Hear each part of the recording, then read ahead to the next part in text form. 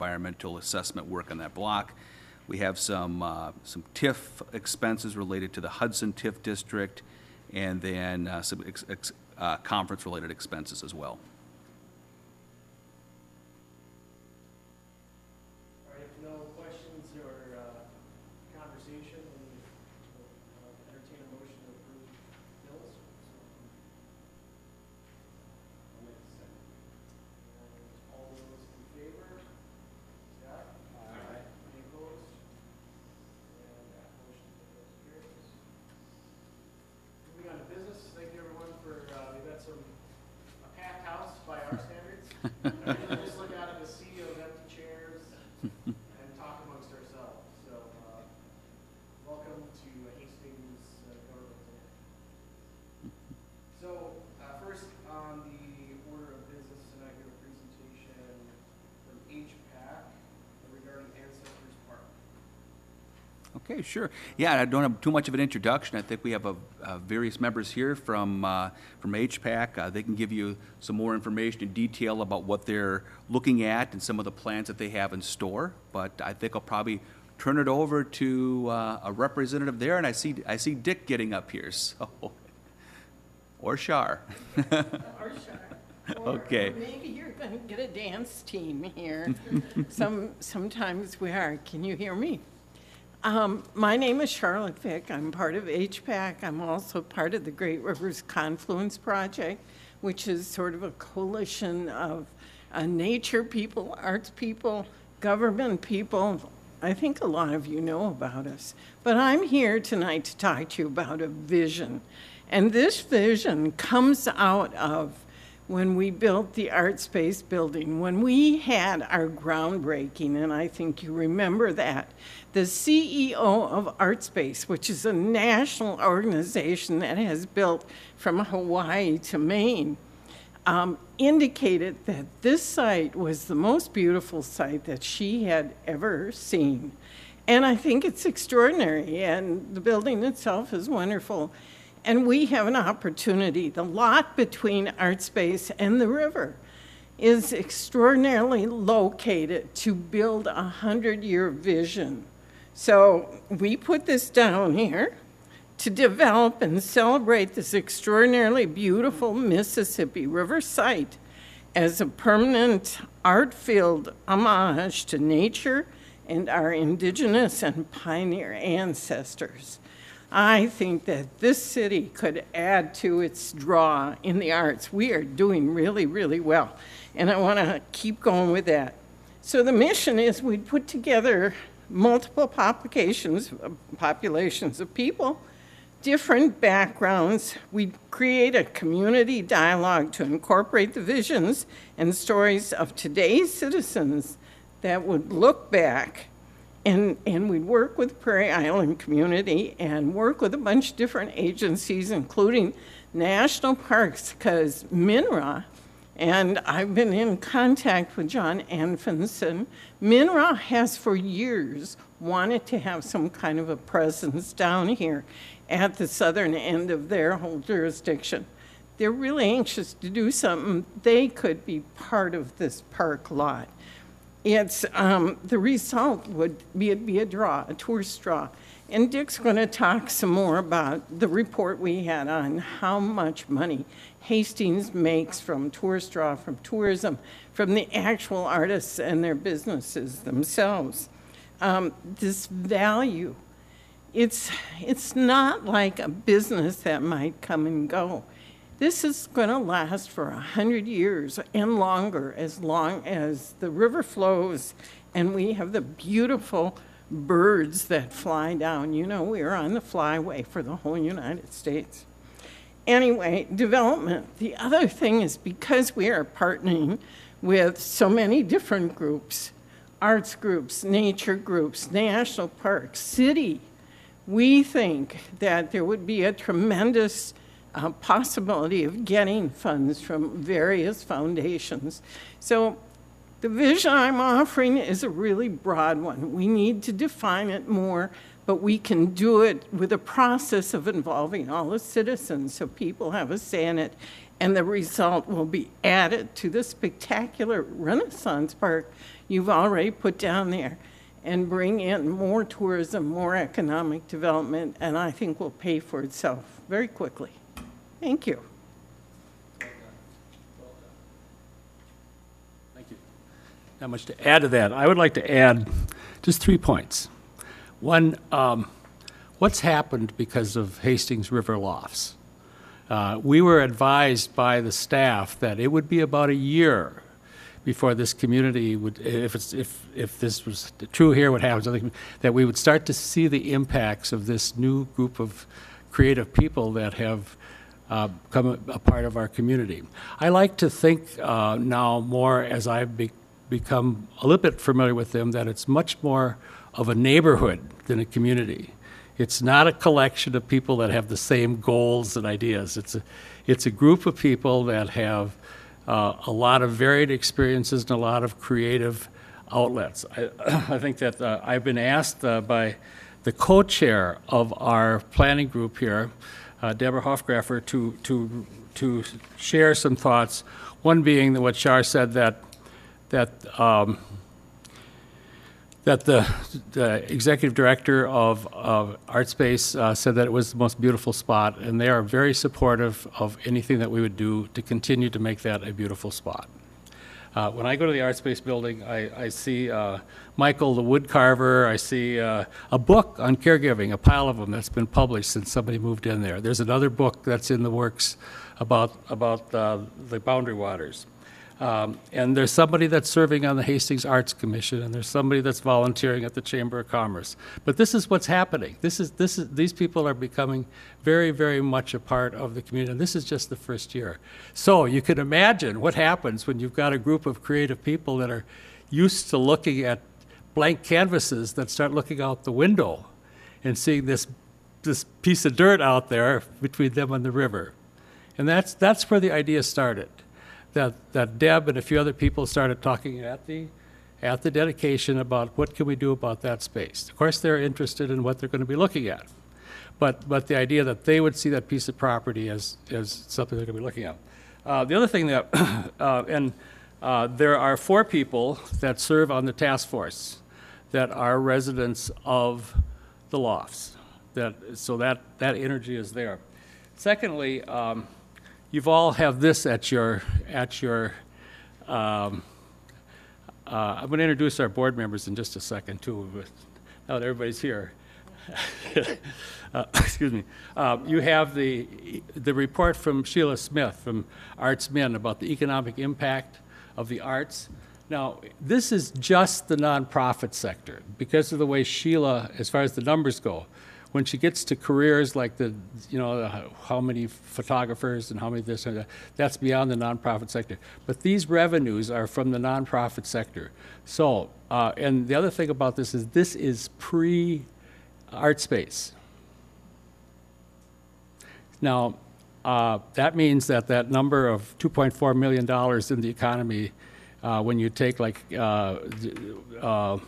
I understand that the tax revenues from that building is somewhere in the $65,000 to $75,000 range a year. So that's one number that's added there.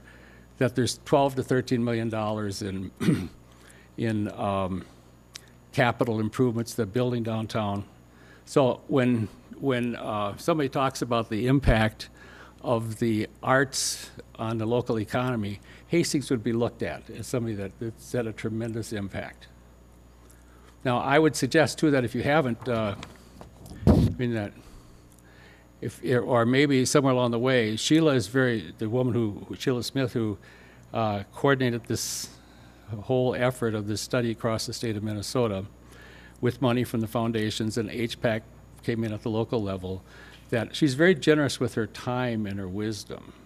And I think the last presentation she made to the city council, she talked about the fact that some economic commissions are taking a second look at their missions in light of what they've learned about the impact of the arts. So, and you look at this and you say that something like $20-some per person is spent when they come to an event here in town. It has some big impacts. So I guess that when you're weighing about the investment in the arts, versus something that was more traditional profit business, there's a case to be made. The third point that I want to make, and this is, this whole process has, it's been a community conversation. We didn't sit down and say, we're going to do this. It's kind of this, and then this, and then this. And we like to think that this is the next step in that conversation, is talking to you folks. Last week, we had a real hard time establishing a really good contact with the Prairie Island community. And we were able to meet a young artist, Cole Colored Horse Jacobson. Cole is a graduate of MCAD. He's a fellow at in a special project at the Historical Society. He has a piece of his work at MIA, and he lives at Prairie Island, graduated from Red Wing Schools, and he has decided to join our task force because we walked it, we went down, looked out over the river, and by the way, that view from that piece of land is different than any other view along the river. You're up high, you get that stand of trees, and it makes sense that we understand that place in the river, it being the narrowest place in the river, was the crossing where the Native people crossed the river right there. But anyway, what Cole has, by joining our task force, he has also said that he will arrange a meeting with the tribal council to talk about this. And to me, that is a big deal. And it's beyond our little task force. That is, we're talking to a sovereign nation. And so somehow we've asked him for the appropriate protocol. Should we have the mayor there? Should we have the mayor's representative there to have that meeting to talk about a joint venture with the city of Hastings? And I don't know if that's been done before, but that's pretty exciting to us. And we were very sensitive. There are some values that we wanted to maintain. Number one is when it came to planning, we were not going to be planning for people. We'd be planning with people. So this would be a true partnership with the Prairie Island community. So that's kind of where we're at. I want to introduce some of our board members that are here that have been very, very, very involved in all this. Kathy O'Keefe, Bill Spinelli, Tracy Johnson, and city's own Bryce LePreux from the engineering department. So that's our board members that are here. I don't know if anybody would like to add or say anything about the project. I can say that there's just a lot of positive feelings about it. I haven't heard anybody say that it's not a good idea. And it's kind of, I guess that everybody, what it might look like, everybody that comes to the table has a different idea. And the process will be to take the community's values and translate that into something like we have not yet imagined. I mean, maybe it'll be the spoon and cherry for Hastings. Something of that. But we're really honoring our past. We're preserving the river, and that's what we're doing. So, thank you. It's an opportunity to make something that will last 100 or more years. Kathy, would you like something, or Bill, or? I just want to say that I am new to HPAAC, and what is amazing to me is all that they are involved in. They have their fingers in everything. There's a lot of moving parts. It's kind of like, well, what did I get myself into? But boy, the integrity of the decisions that are made are really awesome. So, Wants to stand for questions or comments? Thank you. Thank you.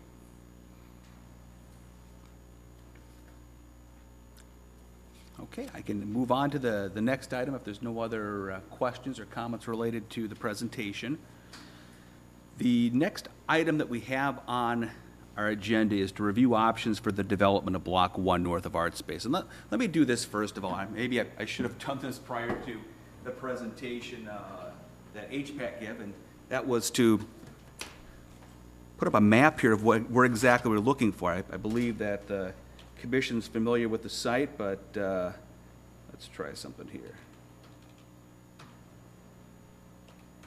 There we go. So, the site that we're looking at, which will be on the screen in a moment, is this 1.5 acre area that's located just north of Artspace. So give you some reference, here's 2nd Street, downtown Hastings here.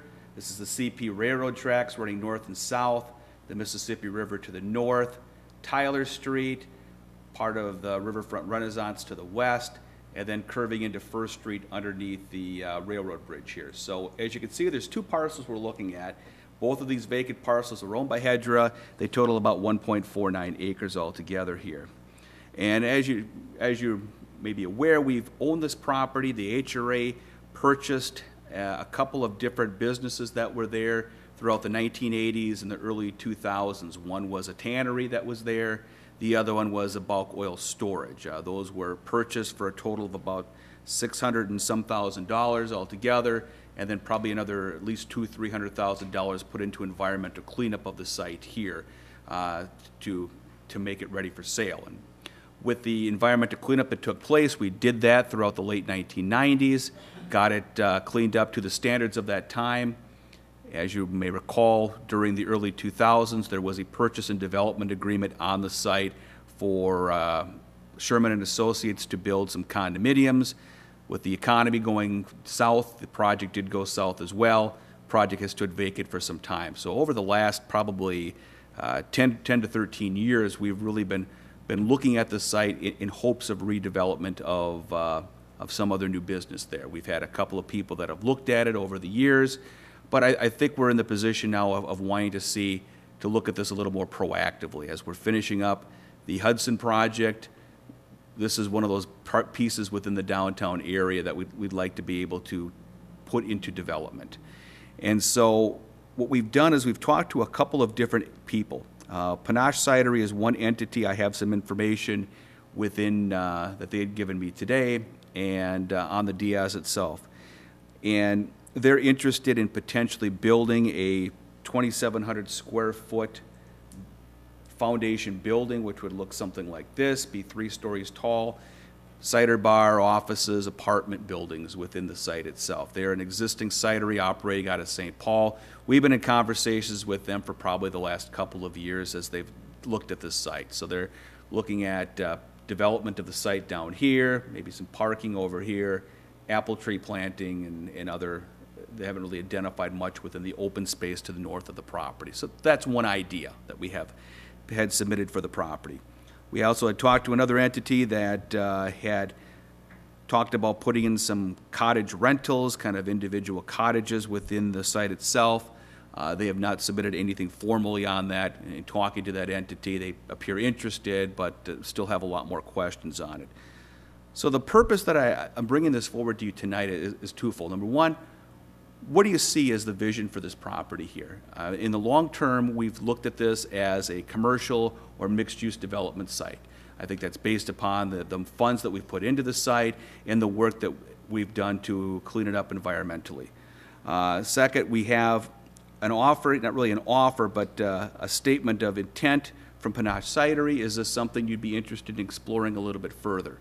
I think at this point, if we're looking at working with one entity, it would be good to work towards a purchase and development agreement where we could set the terms of what we would want for a purchase price of the property, items for closing on the property, and then work through those in hopes to transfer the property. So if it was something that you looked at the Panache Cidery plans and said, this is something I'd be interested in exploring more, I think it would be the next best step would be to work towards a purchase and development agreement on the property. Or we might be at a point where, maybe we want to take a look at something a little more wider. Take a look and see what other options might be out there, what other developers might be interested in the site. As far as marketing the site itself, we did have a contract with C.B. Richard Ellis for about 2+ years, about 2-3 years ago, in which this property, along with a variety of other HEDRA city-owned sites, were under their contract to market. We got a couple of nibbles on it, but nothing much more. But we haven't really marketed the site to the development community in the last couple of years. Maybe there's other things to look at out there. So those are really the questions tonight. The action I'm looking for is really direction from the body here as far as what you think of development possibilities for the site, and we'll take our direction from there. So I can stand for any questions. Thank you, Mr. Chairman. Our title as a commission is Hastings Economic Development and Redevelopment Authority. Is a park, the development of a park within our purview as a commission? I don't know if it is or isn't. I can't say that it would not be within your purview to do that, certainly. It would be a decision as to what you would think as the best use of development of that property. Well, I asked that, I don't believe that we have ever done anything in the direction of a nonprofit. I mean, Artspace with their apartments is really commercial. They're paying property tax and so forth. Is this a direction, you know, again, if we were, I guess it would be zoned institutional? Right now, it's zoned downtown core, so, you know, with a park development, that's pretty open what it could be zoned on that. Right, but I mean, we could change the zoning to Sure. institutional. Yeah, we could make a zoning change, So sure. forth. And then, how does the council, the city council, enter into this decision-making process? If we decide as an authority to do something, does it still require approval from the city council? In that circumstance, I'd have to check, because if it's developed as a park, we may still retain ownership of the property.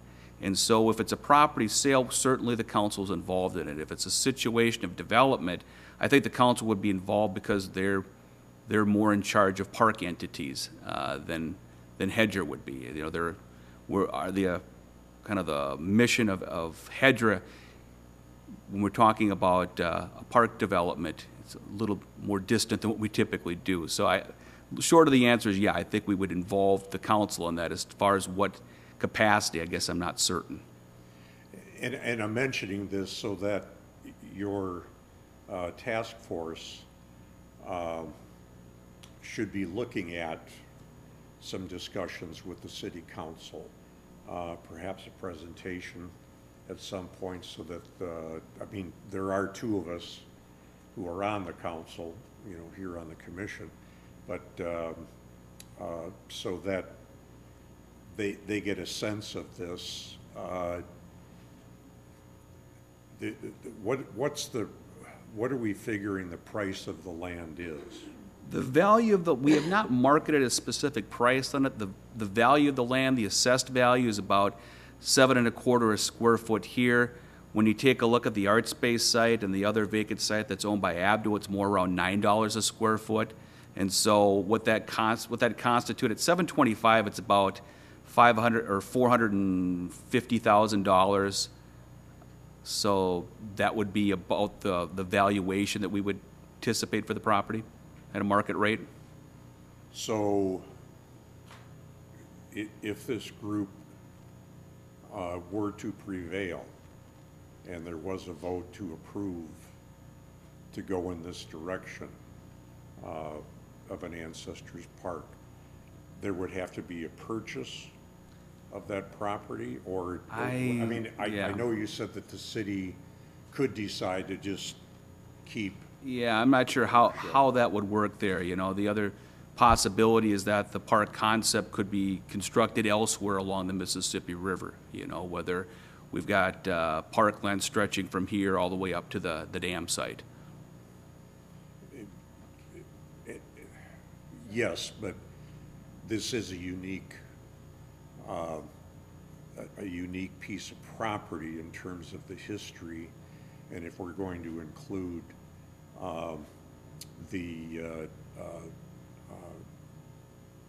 you know, the folks from I want to say Treasure Island, but if we're going to include that entity along with it, their enthusiasm might be diminished if if it was another piece of property that they would be interested in. I don't know. I mean, your task force would have to talk to them about that. So the property now, let's talk about the property to the west. All right. That is private. This is the property between Tyler and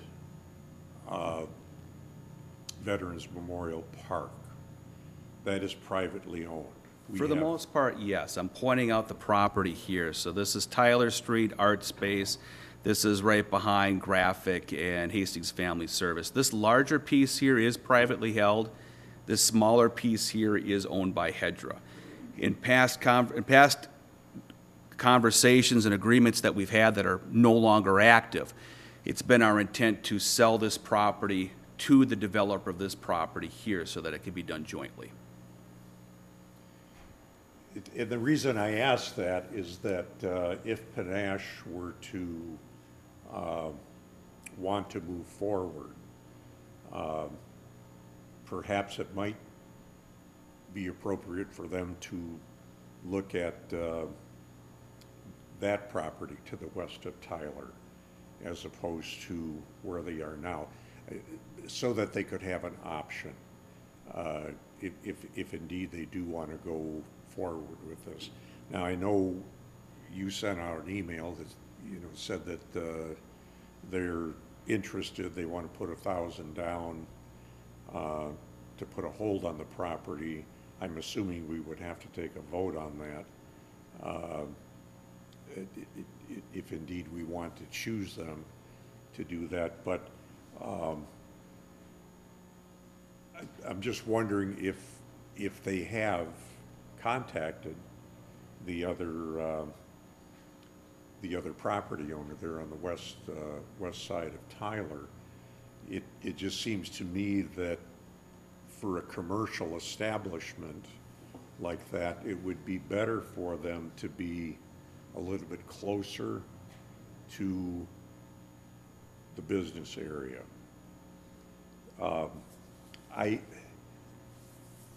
When I took a tour of Artspace when they were still, working on stud work and everything, Betsy and I were very impressed. They were members of HPAAC there, and Shar was one of the first ones to come up to me and say, you know what, we want to do something with this piece of property here to the north of Artspace. And so as Betsy and I were walking through the Artspace construction project, I'm looking out the windows and I'm saying to myself, gee, this is such a nice view. And I'm sure to a great extent the people who are renting there, being artists, I'm an artist myself, have been my whole life, there's a sense of the aesthetics of the creativity that goes along with being an artist. You don't want to be down in the basement. Well, maybe you do. I don't know. Artists artists can be very fickle, I suppose. My dollhouse work was in the back of a shop. Now it's going to be down in my rec room. But my point is, walking through that, looking out the windows, I was really impressed with the view that was there. And saying, even on the street side, looking down 2nd Street and saying, wow, this is just really, creating some nice views. It just kind of creates, it gives the artist an aesthetic feeling. The artists, I think, know what I'm talking about there. So now comes along a cidery, and they want to put some cottages in. The trees are nice. I like the idea of the apple trees, but it is a building, and it is going to be a much different view to the north for those apartments.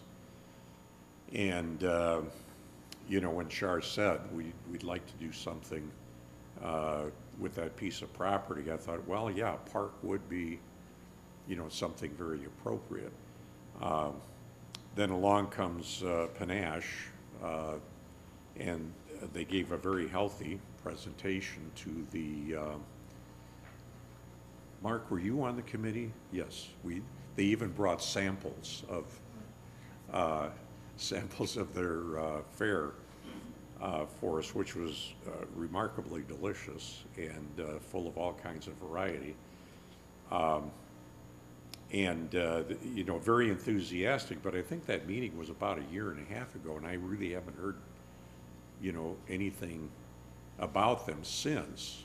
And it's, and then here comes HPAAC, and they say, well, this is what we want to do.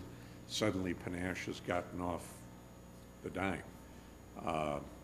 They're showing some interest here now. I like the idea of HEDRA being involved in not just the commercial aspect of what goes on, but I like the idea of HEDRA looking at what, for example, the art community does for the community in general. Brings to mind the phrase "still waters run deep." You don't realize the impact of the art world until you start to see, it's all about dollars and cents. But those dollars and cents are pretty impressive as far as that goes. And so my feeling is that it would be good for us to look at this from the standpoint of a park in concert with the Indian Nation. And the cidery has some options if they really do want to, be down in that particular area. And by staying with the park, it also lends itself to the ambiance of Artspace. Thank you, Mr. Chairman.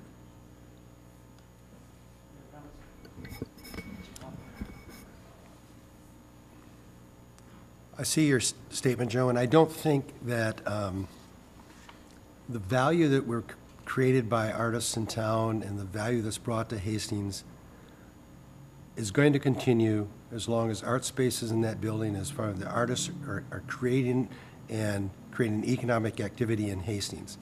And that's going to be taking place. I'm not sure that we can say by putting a park in front of their building, by partnering with that, that's going to add any economic lift to what's already going to be taking place by the artists that are there. I think the historic piece, since I've been on HRA since about the late 80s, I know that the thought from HRA standpoint was that this land used to be high-density, damaging properties like an oil company or a cannery on the river. Our tools would allow it to be cleaned up and be made into additional commercial projects. So I think from an HRA standpoint, prior to our becoming an EDA, our thought was that this would be a commercial development. And that's basically what Panache is presenting to us as a commercial. And what they're presenting to us is they'd like to have a letter of intent that if certain things can be met by April 15th of 2019, they would like to be able to move forward with their development if we were able to meet all their things. That based on cleanup, based on a sale price that we would accept. So I think there's, from my standpoint, that being here, being offered at this point, is what the HRA originally intended for this to be. So I'd be more leaning to going ahead, seeing where we are on April 15th of next year.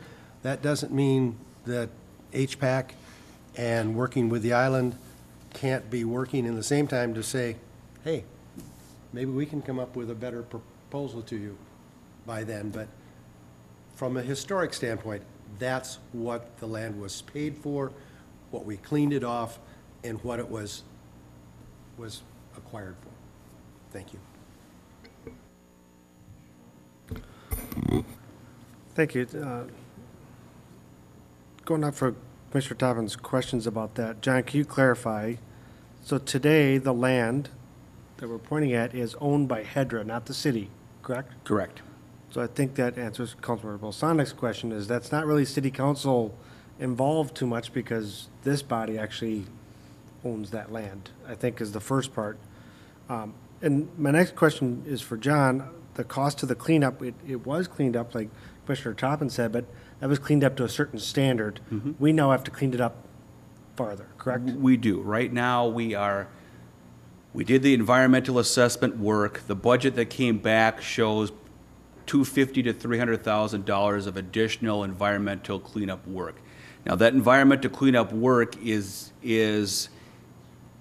intending it for commercial residential development. The odd thing about this, which was odd to me in speaking with our environmental consultant, is if it was to be done as a park, there'd actually be more stuff that would need to be done, and it may be more expensive to do that. All the information that we've done right now as far as putting together environmental reports has been anticipating a commercial residential development. So we would have to really look at that again if we were to go in that direction. And that would be important to me. That was kind of where I was headed, is if it was a park, would we have to do this cleanup? It sounds like potentially even more cleanup. Yeah, that I think seems that's odd to me, important for us but yes. know, what that gets into. And then also, John, is there two pieces of parcel there, or is it just one parcel of land? Technically, there are two pieces of property.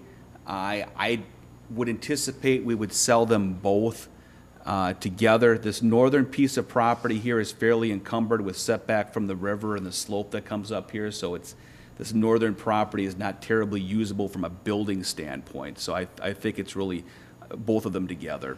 And to confirm, there's an easement underneath the power lines. There is. That is not buildable either. Right, there would be this easement, there would be the power lines that go across the property here, so putting a structure underneath here would likely be prohibited. So with the Panache concept plan, they'd put a structure down here, some other parking and other open space area around it to not place anything underneath the power lines.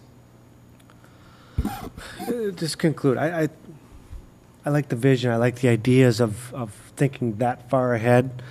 I agree, Panache has talked to us a long time ago. I think it took this group to probably start the fire again with Panache to actually show an interest again, because I think it's nice that we had other interest in it too, but it's hard to market the property when people thought it was already locked up with Panache because they talked to us. And I was always educating, saying, no, if you have an idea, bring it forward. And I think that's great that HPAAC has an idea. I still call it an idea. I've met with like a few of the commissioners, and I think it's a great idea. Am I locked on this is the best place? I encourage you to keep thinking about this place, but also think about Plan B or even partnerships, because I looked at Panache's footprint. They only took a small piece of it. And how can that be maybe a partnership with this? Because, as John said, that one part of the property is not being used much in their proposal. Could this be an all-together partnership that we bring everybody together and make this thing really great for both sides of it? So I agree. We have some work to do ahead of us. I like what Commissioner Toppin's saying. Really, we got till about April, and I think we got a long ways to go on the concept. But I wouldn't stop in this concept, because I still think there's potential there to run with this. And I think my goal is that we're going to merge this thing together somehow to go from there, especially when we own that piece of property right across the street also. Thank you.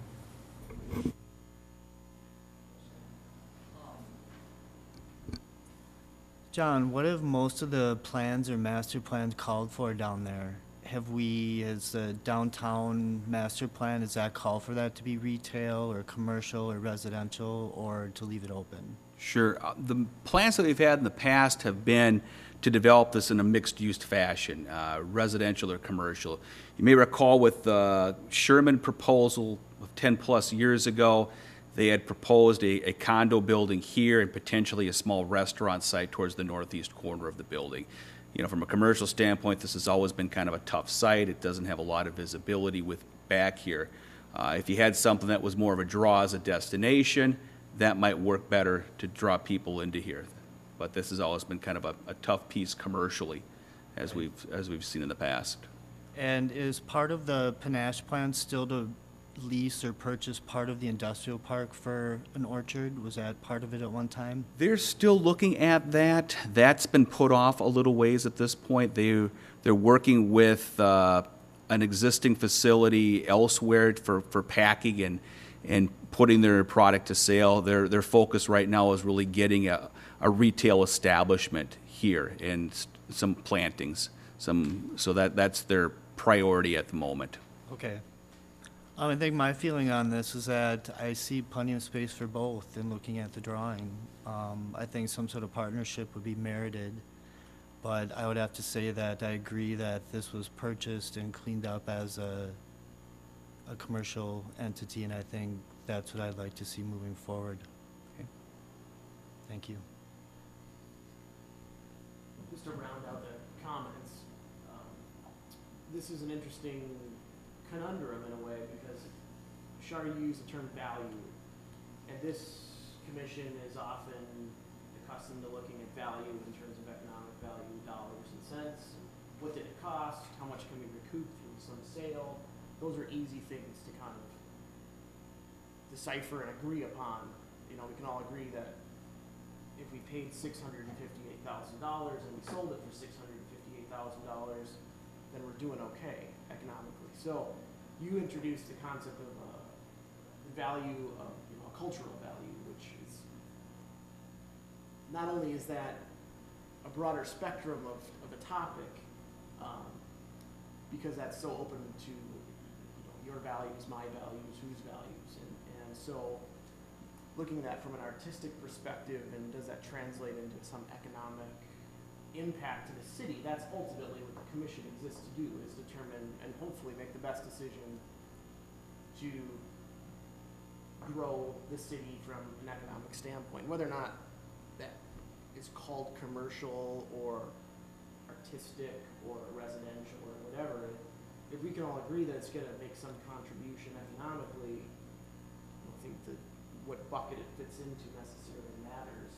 But it's a challenge. It's much more challenging to sell that, obviously. So, and you guys have been working at this just long enough to scramble together the best version of the idea that you've been able to come up with, which hasn't been a lot of time that you guys have been working on this. So at this point, you know, it's very conceptual. It would be very hard, I think, for me to make a decision that if forced to decide between, are you going to move forward with A or B? Panache is, in my opinion, only slightly better defined. You know, it's just the length that they've taken to even get to this point, and then ultimately landing on $1,000 earnest money kind of proposal is still pretty conceptual in my mind. It's an artistic drawing at best. It doesn't have, you know, we have so much due diligence to do ourselves to really discern how would that be, who would be better to move forward with formally, and then to kind of push somebody off for 6 months, which is effectively what we would do if we were to all agree that we're going to accept a $1,000 check and lock it in for them to sell us on the concept over the next 6 months. So my personal opinion would be to go the route of using some of the momentum or the excitement around the site to develop some type of RFP to give people a little more time to fully develop their plans, and then go through the process of picking somebody based on those presentations, not altogether different than the Hudson building. The Hudson site kind of was ultimately determined. If I remember correctly, that was kind of the general format of a request for proposals, presentations came in, and ultimately somebody got selected. Sure. And just a clarification on that too. We did go out through a public process to get ideas from other entities on it. It wasn't technically a request for proposal, but we did more of a developer roundtable just to get ideas together. Okay. So, whatever that would look like, I guess, Sure. I don't have it, in my mind, I don't know what that would look like exactly. Mhm. But some formal invitation, whether or not it's selective or public or both, or would seem appropriate, to kind of level the playing field in terms of everybody knowing that there's a deadline for those, and ultimately the decision will be made based upon that, as opposed to the flurry of ideas kind of coming in based on, well, if they're gonna do something, I guess maybe I better get off the dime and throw something together, and, you know, it just seems, those aren't bad things necessarily, but, it just seems like it'd be appropriate to give everybody a chance to give us their best proposition, and then we can make a decision based on that. That would be, a good solution moving forward, in my opinion. May I speak? I don't see. Probably go to Yeah. we are on the air, so perhaps go up there. Sure. What I wanted to say was, I want you to think of Central Park and the value to the city of that.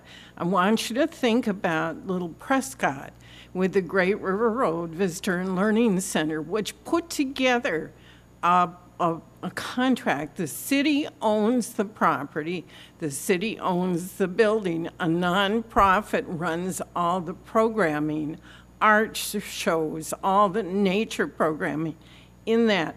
This piece of property is right next to the wonderful Artspace building full of entrepreneurs, artists who could put together programming that would be, you know, spread out onto that park. And we already have interest from the National Park Service. If we can get interest from Prairie Island and we can get the city on board, that will be an economic driver for this town, worth in the long run a lot more money than $500 and some $1,000 payment for the property.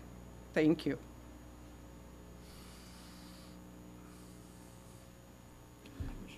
Yeah, a question for John. In terms of any further cleanup, environmental cleanup that would be necessary, we're not going to spend HEDRA funds on that. We would be applying for grants to do that? We would. I kind of a question mark right now. In order to apply for those grants, we need to move forward with a definitive plan. Doesn't mean we're locked to it, but we need to move forward with a plan for development of it. They're going to want to see, you know, what type of use is going to be there, what's going to be cleaned up at this point. So what I've been doing is moving along in anticipation of a commercial, mixed-use type of development on the property. If we were to look at something different, that changes things. We would not be able to, I think, be in a good position to apply for the next round of grants coming up on November 1st. That's the next deadline I'm trying to meet here for cleanup of the property. We'd really have to step back, take a look at what type of cleanup would need to be done on that property. Okay. And then a comment to the task force would be, have you been in touch with Panache at all? That would be a suggestion I would have to get the contact information from John and talk to them and see if they would be interested. I can't believe they wouldn't, but I can't speak for them. But, you know, tell them, you know, what you have in mind, and perhaps a collaboration would be the way to go with them. It's, you know, it's not like it's a Buffalo Wild Wings moving in there. It's a rather soft establishment. You know, they're planting apple trees. They're yes, you know, some apartments, maybe some cottages, so forth. And perhaps they would be very interested in integrating a park into that. May I just comment on that? The process that we see developing is that we are still developing the community vision for what we would see the space being. So it's maybe a little hasty to jump into a partnership with somebody because they're interested too, because we can't form, and I mean, it's really critical to our conversations that we didn't want to fall into the trap that we were going to do the planning and then invite people to join us. That there's I said before, everybody that comes to the table kind of has a different idea what they'd like to see, whether it be natural grasses or a huge sculpture or whatever. But so I think that we have to it's building on the community enthusiasm for this to develop a community vision for what this could be, and then with our partners, especially the sovereign nation of Prairie Island. That we can't make deals until everybody that's in the partnership is at the table. So that might be a little bit hasty. The other thing I wanted to mention is that the process might go something like this, because we've become aware that the Minnesota Historical Society has some planning grants for what can I say, that their priority is for organizations or communities wanting to rediscover their history or their past or whatever. So that the idea of forming the task force a little bit more, developing, maybe getting this professional help to really talk about how we can take those values, the values of protecting the river, honoring the past, these kinds of things, and then moving towards how is that going to be executed. So that's kind of how we see, but we're still building our vision. So I think it might be a little hasty to talk about a partner. They could join the partnership. They could join the task force, but it's not as a partnership with them as an entity. Well, and that, I think that's what I'm talking about, is not to just show up there and say, hey, we want to, you know, develop a partnership, but, you know, get them involved in the dialogue. Exactly, that would be great. And anybody that's interested. The representative from Panache who met with the committee of the council a while back seemed very amiable. Yeah, I think I've met her. Creative, Mm-hmm. and We'll proceed. Kind of an artistic dash of. We'll proceed to make contact, you know, but I'm thinking that we're not ready to step into a full-fledged partnership. And that's up to you folks. Yeah. But I think to contact them. Absolutely. And say, let's start some dialogue would certainly be appropriate. Great, good. Okay. In terms of a business item, I mean, I'm assuming this is open to some motion to proceed on some formal basis. That, or not, right, John? I mean, we could just leave it open-ended? Yes, a couple of options available to the commission tonight. If there's any sort of formal direction via a motion, we certainly can do that tonight. If it's directional comments, we could take those as well. I mean, some of the options available to you is we do have a proposal specifically in here. The letter that we have from Panache, you can make some sort of action related to that, or give some other direction to staff related to what you'd like to see or do on the property. Well, then I'm not ready to make any motion yet, because I still want the data on what it's going to cost to clean it up to make it a park. So I think the direction is for staff to go get us that data so we have information to make decisions. And that's going to give everybody some time to continue this process. I'm not ready to kind of direct one way or another at this time, and I think Panache would understand that I'm trying to get that other part of that data, because we may be really surprised if John finds out how much it costs to clean that property up, because then how are we going to pay for that? So that would be my direction. I don't think that's a motion, John. That's just, Sure. that's just you Direction, going to yeah. chase some more information. And I can do that too. I know the one thing I would, I'll take a look at what would be available for cleanup as well. I know in general, the cleanup funds that we have received from Minnesota DEED or Metropolitan Council have been tied specifically to economic development or development of that site, jobs, square footage, that sort of thing. And so I'll verify the availability to apply for those grants if this was going to be a park. But so what I'll end up doing on this one is there is a deadline for the next grant application coming up here of November 1st. I don't know if we would be able to put together an application for that at this time if we're not certain what type of use that we're looking for on the property. So I may end up holding off on that and putting something together in 19 on that. You said November 1st, John. What's the next period after November 1st where applications can be submitted for? I think either April 1st or May 1st. I think it's April 1st and November 1st are the two deadlines, yeah.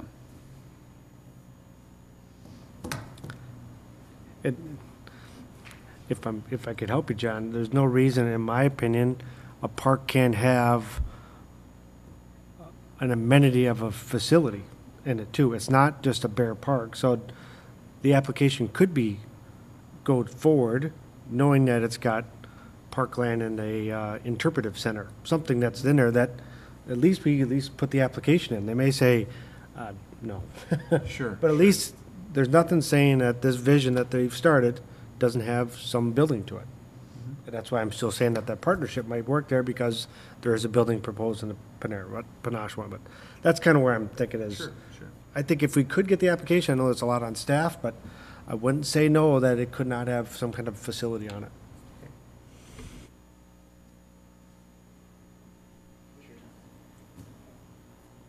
We have an offer in front of us, and basically we're telling Panache that we're waiting until we find out how much it costs to have a park there before we would decide whether we want to go forward in any type of negotiation or talking. I would make the motion to begin the process with Panache. I've been through too many of these to know that they fall off 3 months from now or 6 months from now because we can't come to an agreement. But I would be willing to make the motion to accept Panache's letter of intent with all the stipulations that they're asking for. It might come to nothing. We have to find out whether we get any grant money to do the cleanup. Otherwise, we're just pushed it out another 6 months, even to be a starting point. And there is so much land that will not be available to be used by Panache with apple trees on it, with open space and green space in it, that there couldn't be something done with a Native American or park part of it on their property, that I don't see why we couldn't. I feel that we need to move forward with what's in front of us right now. Because it is a proposal. It's an offer. So to be clear, you're making a motion to move forward with the Panache offer? Well, we don't have a second, but So I think at this point, from a procedural standpoint, we would ask for a second and then have discussion, I believe. So if there's a second on the motion on the floor. Is there a second? I will second that. Okay, thank you. then And we're open to discussion. I would vote no only because I need a representative from Panache here to give us some specifics. I mean, this is a very basic letter. And I mean, I remember when we went through on the Hudson property, it was very elaborate in terms of, what was, I mean, I wasn't on the commission then, but I did sit in on some of the commission meetings, and I need to have more than just this, so I would vote against it. Commissioner Balsonic, I agree with you, but what Commissioner Toppin just told us, though, is this is just a letter of intent. That turns my thinking that, as we've known, and when we met with Panache, Councilmember Balsonic and I were on that meeting, and it was, I don't know if they were ready to pay full price for the thing, and there was other things out in the industrial park. This was, like Joe said, a year and a half ago. I still think the key word is intent. It's just moving forward, and we've been through so many of these things where there's a lot more detail to get done before someone says, I'm in. And I understand where Commissioner Toppin's going with this motion is, at least it moves staff forward, because even if we are awarded the grant, we don't have to accept the grant to clean up the property if we got some new data in the meantime. I think we can still give staff direction to find out roughly what's it cost to clean it up if it's a park site too, because there's nothing going to hurt that by asking a consultant that. But I understand, Commissioner Toppin, where you're going with that, and I could support that. The key word is intent only. So a quick comment. I'd be a nay vote, but not to the extent that I think it's a poor proposal or it's a bad idea or that I necessarily wouldn't potentially support that. But from the perspective of a complete, I recognize this being a letter of intent, it's a fairly informal kind of agreement. I mean, there's more questions unanswered than answered at that point. But the fact that essentially kind of, I mean, there is a certain kind of formality to that as well, where then it becomes the end goal, if you're going to make that statement, is to be successful with that entity. I mean, otherwise, what's the point in even saying, let's move forward with this? I mean, that to me is a fairly overt endorsement of that, to the extent that we recognize that there's at least two other ideas for the site that, given more time, could be further developed and potentially, including this one being further developed, now that they recognize that there's some competition for the site. Competition being a healthy word in this case. So, I believe that setting people up to pick up the pace a little bit, do their due diligence, create some formal process for themselves, establish their message, whether or not that's partnership, single entity, whatever relationships they need to build, and give them time to bring that to fruition and present that would be far less discouraging than, in my opinion, a formal endorsement of this, because letter intent or not, it's an endorsement of that, I believe. So that's not to say, again, I don't think it would necessarily be a failure or that it would be a poor decision, but given the opportunity to entertain other proposals, I think we should leave ourselves open to that, and I think that kind of shuts people out if we move forward with this. Commissioner Vaughn. And that's a fair statement, and I can appreciate that, but I also say, when I talked originally was Plan B, because we can talk about Plan A, but we can't even get, it's hard, and like Dick Graham said, it's hard to talk to them because they're not there yet either.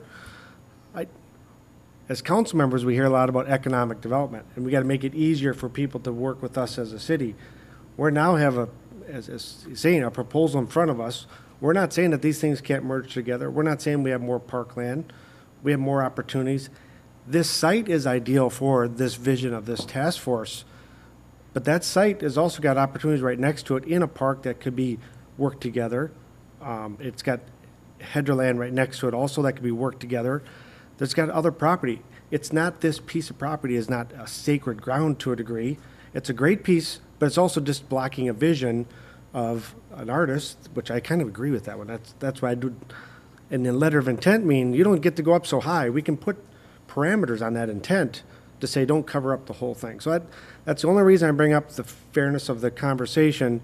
But at least it also says, as a city, we're here to work with developers. If all of a sudden someone says, hey, I can't try to get a letter of intent even to get that next level, that hurts us. And I think we need to move forward with a letter of intent, but all it does is gives these a chance to work for the future, of working partnerships and opportunities. Just my opinion. May I ask a question? So taking that action, what is the message to the task force, that we should sit back and wait for the thing to play out with Panache, or what are you saying to us? What are you saying to us as far as this community effort of creating this? Well, That's my, I mean, it's not clear. I mean, they're, We're all reaching for the mic here. all right. So we'll go around. Commissioner Wessel. I'm a little concerned about a slippery slope here. If we accept this letter, with them saying the purposes of this letter is to show intent to purchase the property. If we were to at some point, if we were to say, okay, we accept this intent, and then at some point down the line decide to go with another developer or another idea,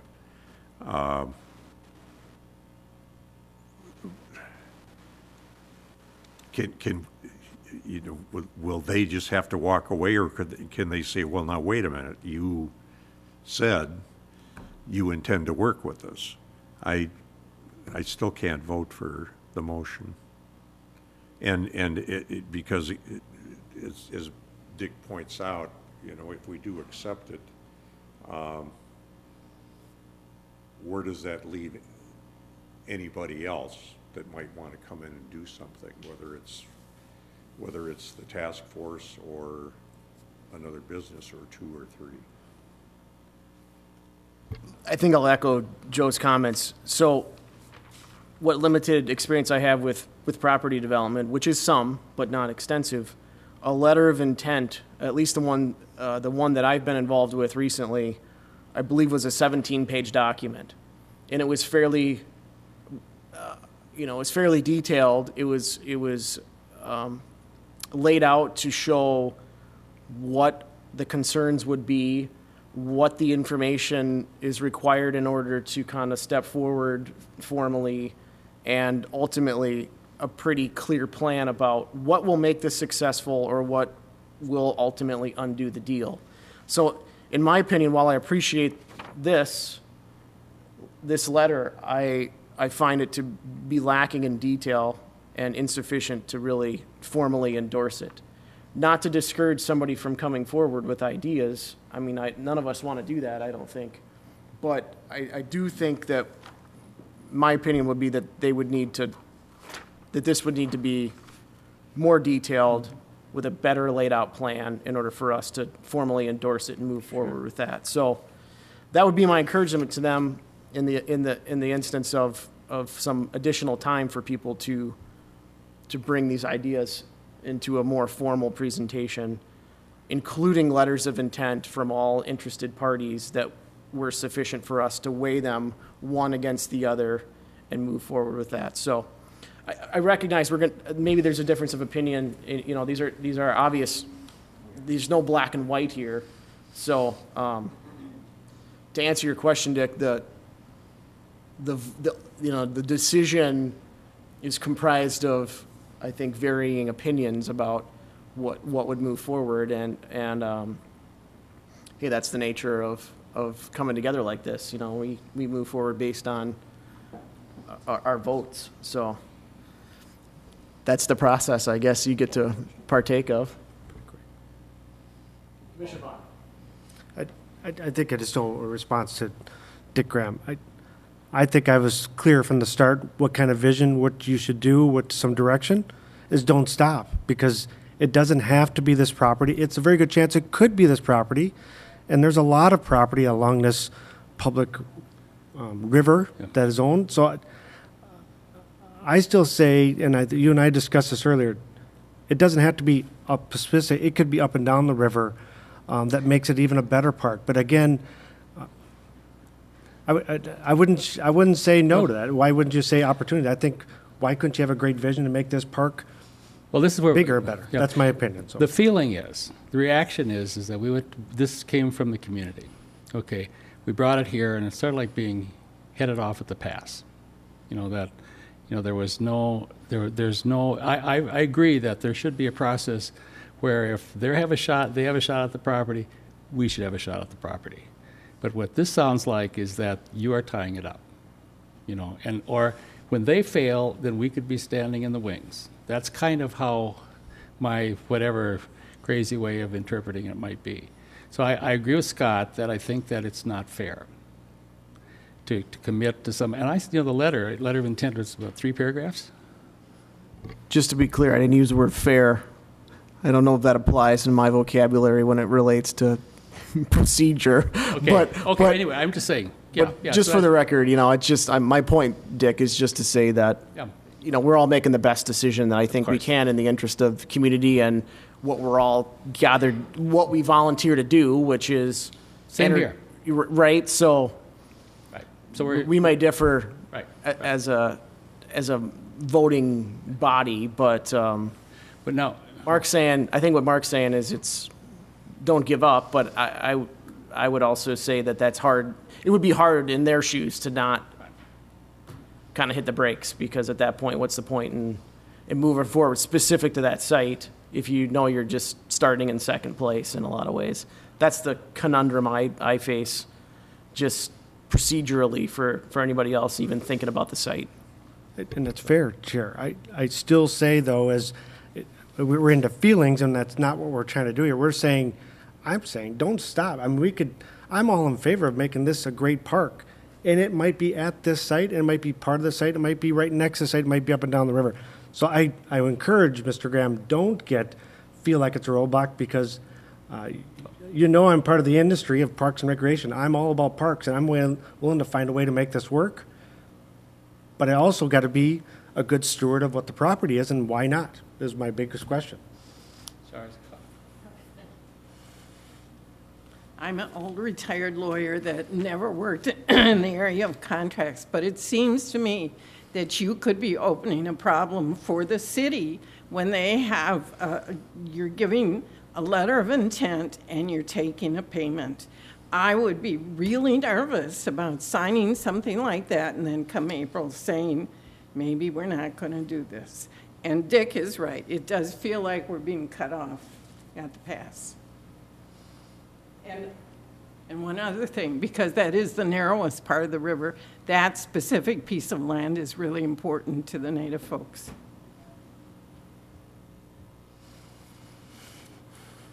All right, well, we do have a motion and a second, so it is time to vote. All those in favor of moving forward with an Nash letter of intent, signify by saying aye. Aye. Opposed? Nay? Okay, so the vote would be 3 ayes and 2 nays, is that correct? Correct. Okay, So that motion will carry. okay, thank you. Get that right here, Dennis. All right, next order of business. Okay, next order of business that we have is we do have a public hearing coming up on our amended financial assistance and business subsidy criteria. This is something that we had reviewed at our last HEDRA meeting. The financial assisted business subsidy criteria by state statute does require a public hearing, so we've provided notification of that tonight. Again, the changes that we're looking to make to that part in particular is to update some of the enabling language to reflect current law, replace specified minimum wage provisions with language requiring payment of minimum wage, delete the requirement to review wages annually, and a clarification that the question came up at the last meeting, does that mean we're not going to review wages paid on a specific contracts? That's not the intent of that portion. It would just mean that when we take a look at the wages that we pay, that we would require annually, that we would not be looking at that as an annual review of the totality of the requirement, not specifically looking at the wages of those that are under a business subsidy contract. And then adding language stating that subsidy agreements will be part of a broader development agreement for the property. So specifically, that is what we have as the public hearing portion of that, so you may open that public hearing now, or I can stand for any questions. Any comments or questions, commissioners, audience?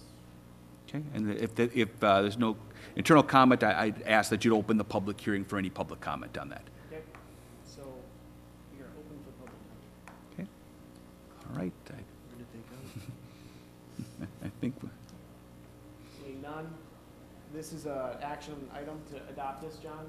It is, yeah, the action item to adopt this, and then I'll go forward with the other two items that are related to this from last time's discussion. That was the amended HEDRA bylaws, and as well as some of the administration and management practices as well. So some of these what I'll be doing with these actions is some of these do require city council action as well. My intent is to bring all of these forward either for review by them so they're aware or action by them for the November 5th meeting. Okay, so I think we're kind of grouping these together procedurally. Is there a motion to adopt the changes to the financial assistance business subsidy criteria, HEDRA bylaws, and administrative management practices for HEDRA? You have a motion? Yeah, I'll make a motion that we adopt resolution 2018-5, which updates financial assistance for business subsidy criteria language. I'll second. Just to clarify, Mm-hmm. we specified one of them. Are we talking about all of them? Because we jumped from C, D, and E, right, John? Yeah, it would be up to the maker of the motion whether the intent would be for for C, D, and E or just for C. Or I should say D, E, and F, because C was the public hearing. Oh, sorry. Or C, D, and E, excuse me, whether the three would be intended to be under one motion or separate motions. I'll leave that to the maker. I would adopt them all as Okay. And I'll still second. And Joe seconds. Okay, all those in favor? Aye. Aye. Any opposed? No opposed, motion carries. Okay, I'll move on. We have F. Move on to the next item here, which is a loan application for Old Neighbors LLC. Marcus Warren, who's here tonight, for 101 East 6th Street. Marcus is the owner of the property. It's a residential rental property. He's proposing to do some window replacement on it. He's asked for a loan of $6,000 to help assist with that. He would be putting $10,389 cash at hand into the project as well. So the HEDRA portion would comprise just about 37% of it. Under our requirements for granting loans, since this is a designated historic site, this qualifies as something that we could grant a loan on. We can have it up to 50%. This is below 50% of the value of it. The loan terms are put within your packet here as well. So the action tonight would be a recommendation to authorize the loan for this property. If that's the case, we'd put the loan documents together and then close on this afterwards. As far as where this leads us from a financial standpoint, we've got about approximately $45,000 remaining on our commercial and residential loan funds. So after this, we'd have about $39,000 left for 2018.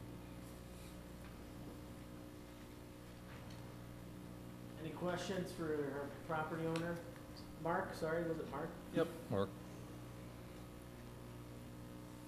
I'll make a motion to approve that loan. I'll second that. All those in favor, say aye. Aye. All opposed? Okay. No opposed, so motion carries. Okay. Thank you, gentlemen. Thanks, Mark. Okay. I think we are down to updates from the meeting itself. So on the Hudson development, a couple of actions that have taken place. I didn't check this afternoon. Is the bank still up? I think it still is. We have signed off the demolition permit, submitted that to the applicants yesterday. And so any day now you'll see action going on the demolition of that building. We've also are going to be issuing within the next day or two the construction permit for the parking ramp itself. So they're gearing up everything for that right now. They've got their prefab on order. That'll be coming in, so demolition will take 2-3 weeks, prefab to come in after that, set that forward before winter, and then finish up in the spring. So they're anticipating under the schedule right now that would be done by May of 2019. So that continues to move forward. On the main Hudson building itself, I think as I mentioned at the last meeting, the SHPO office forwarded the review to National Park Service, which was something we've been waiting for a few years. NPS has till tomorrow to comment on it. We have not heard anything back from them. When I do hear something, I'll forward that over. The anticipation is that there's going to be minor items on that that'll allow them to move forward, while there's 2 or 3 items that they work out that'll provide them the ability to get construction financing and in turn allow them to submit their building permit. So if they get that conditional letter from them that allows them to move forward while they continue review on 2 or 3 items of contention, that would allow the logjam to dissipate and the project to move forward on the project itself. So I can stand for any questions related to that. Okay. On economic development front, as you know, we've had 2 attempts to hire for Morgan's position that were unsuccessful. So we have put out a request for proposal to provide economic development services. The intent of this would be to really have a staff person do much of what Morgan did here and have a 1-year contract on that. At that point, we could reevaluate whether we would continue on in this type of service or check the market out once more again. So we have the responses due on that on November 2nd, and we hope to have somebody on board in December of 2018. So we'll, yes. Is this, do we have requirements for this position that are too stringent, or why are we having difficulty getting candidates? I think it's the market in general right now. We've had trouble with a lot of candidates that we've been trying to hire here because these skills are a little more specialized. It's difficult. The pool that we had for the first time we went out was about 10 people. This time was about 8, and there really wasn't anyone we found qualified on the second round of it. So unfortunately, I think it's just a matter of a good hiring. It's good to be looking for work at this point. There seems to be unskilled positions, employers are struggling. Whether that may change over the next year, we'll see. Thank you. So just some information on commercial vacancies, not much changes on that one. On the development side of things, I think you may have heard on the Wallen 18th edition, we did deny that property, so we haven't heard anything back from the developer of what might be happening. On the Caribou Coffee Einstein Bagel location, which is just south of Walgreens, plans have been completed on that one. We're scheduled for Planning Commission. We had some changes from what MnDOT would allow for access, so we're pushing hard to get an access from the Walgreens property on the 5561 light down to 11th Street. So we're pressing hard on that one. Once that is completed, we can bring that back forward and start. Renovations at Pleasant Hill Library have started, so they have a temporary location at Westview Mall, and Dunkin' Donuts has finally begun over south of the Dairy Queen, which is a question we get a lot of. And that's about all I have for updates. Is this Dunkin' Donuts as opposed to Dunkin'? It's just Duncan. That's, sorry, yes, right, Dunkin'. Get my term right, yes. And that's all that I had. All right, having no other discussion, we would entertain a motion to adjourn. So moved. Second. All those in favor, signify by saying aye. Aye. Opposed? Motion carries. Meeting is adjourned. Okay, thank you. Oh, you had the hot seat tonight.